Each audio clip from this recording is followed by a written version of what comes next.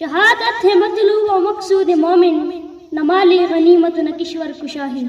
सदर अली वकार, मोहतरम इसातिज़ा इकराम और मेरे अजीज़ मकतब साथियों, अस्सलामु अलैकुम व रहमतुल्लाह। आज की ये छोटी सी तकरीब जो कि यौम दिफा पाकिस्तान के हवाले से मुनक़्क़द पज़ीर है और मुझे लब कुशाही की शहादत मिल रही है। 6 दिसंबर 1965 जनाब वाला, ये वो दिन था जब एक गीदड़ ने शेर के पिंजरे में हाथ डालने की कोशिश की थी।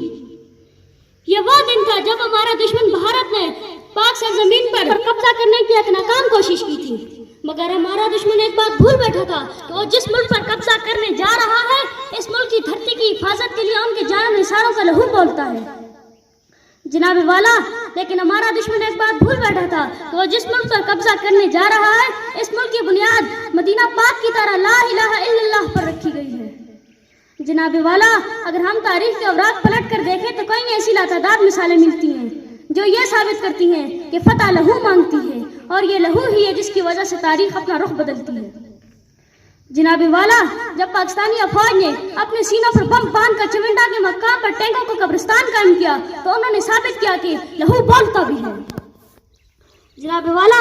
जब पाक फजाइया में शहबाज अहम आलम ने दुश्मन के हथियारों को 1 मिनट में गिराया तो उसने साबित किया कि लहू बोलता भी है। लेकिन सामीन इख्तिसाम, आज के इस परसर इक़्तिदार के लोग इस बात से नाआशना हैं कि लहू जान देने पर नवीद भी सुनाता है और जरूरत पड़ने पर बोलता भी है। दौरे हयात आएगा कत्ल कज़ा के बाद, ए इब्तिदा मेरी तेरी इंतहा के बाद, ए इब्तिदा मेरी तेरी इंतहा के बाद। इसी तरह जब बर्मा में छोटे मासूम बच्चों को जिंदा जलाया जाता तो दुश्मन एक बात भूल जाता कि लहू बोलता भी है। जब फलस्तीन में नौजवानों पर जहरीली गैस फेंकी जाती तो दुश्मन एक बात भूल जाता कि लहू बोलता भी है। कातिल मेरा निशान मिटाने पर है बाजिद, कातिल मेरा निशान मिटाने पर है बाजिद, मैं भी सना की नोक पे सर छोड़ जाऊंगा। लश्कर करेंगे मेरी दलेरी के तस्करे, लश्कर करेंगे मेरी दलेरी के तस्करे, मर कर भी जिंदगी की खबर छोड़ जाऊंगा। शुक्रिया।